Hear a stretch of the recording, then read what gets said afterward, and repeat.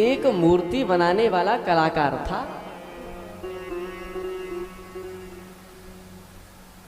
एक मूर्ति बनाने वाला कलाकार था, और कलाकार भी वो कोई छोटा मोटा नहीं था, बहुत अच्छा कलाकार था।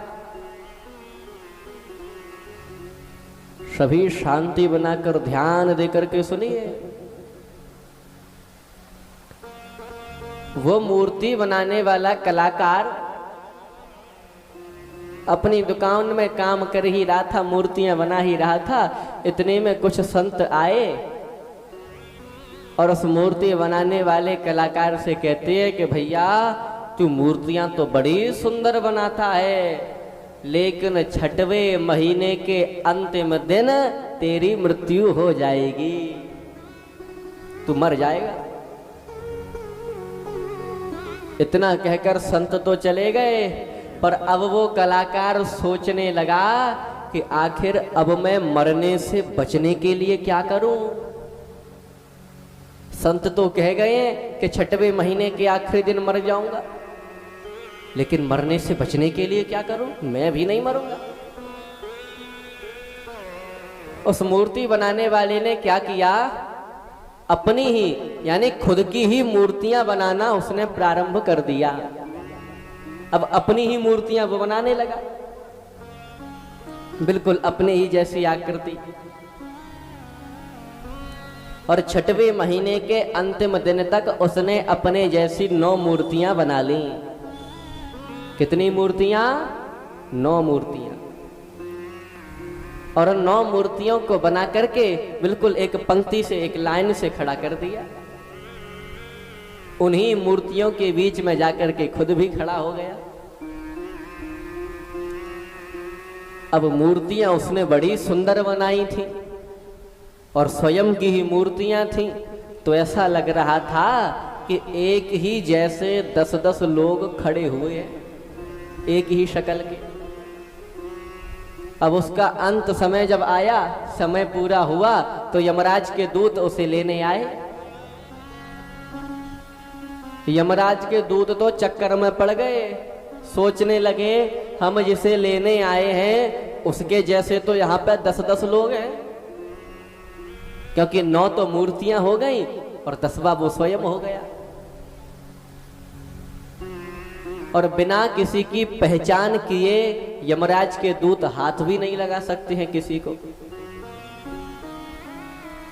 इसीलिए यमराज के दूत लौट करके यमलोक पहुंचे यमराज के पास, यमराज को पूरी घटना बताई।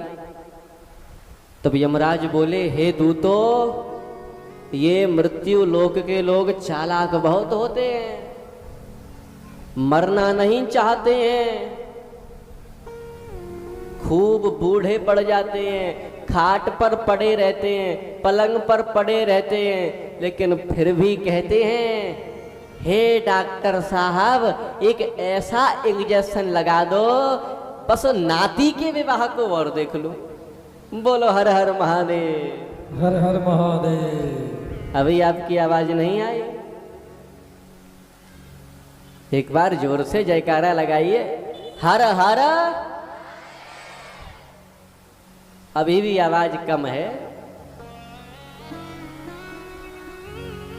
आगे से भी आवाज आ रही है, पीछे से भी। बीच में जो कुछ भक्त बैठे हैं वो जयकारे में कंजूसी कर रहे हैं। एक बार जोर से जयकारा लगाइए, हर हर।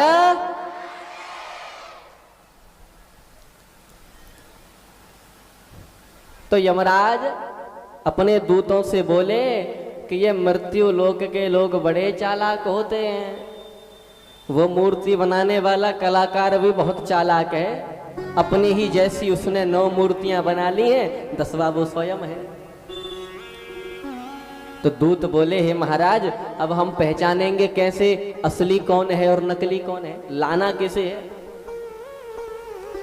यमराज बोले कि मृत्यु लोक के लोग चालाक तो होते हैं, लेकिन इनमें एक कमी होती है। और वो कमी क्या है?